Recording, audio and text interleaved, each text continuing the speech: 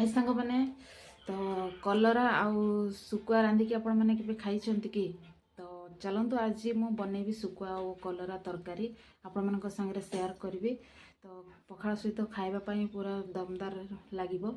आउ मो पाखरे अछि उरियाळी सुकुआ जे कोनसे सुकुआ हेले भी होबो जेहेतु हमर उरियाळी सुकुआ थिला तो सेति पई मु उरियाळी सुकुआ मिसै कि रांधिबी।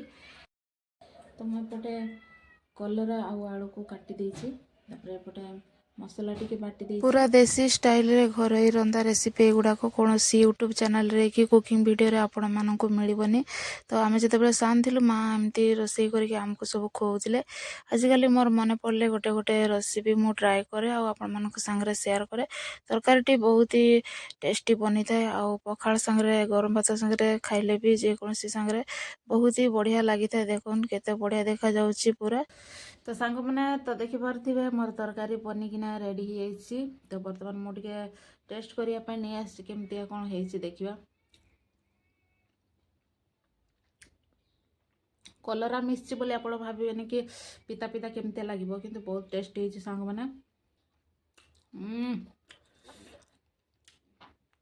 पूरा झकास सरस बाटणटा पड़िछि पूरा टेस्ट हेइछि दमदार। आपण माने निहाती भाबरे ट्राई करिबा।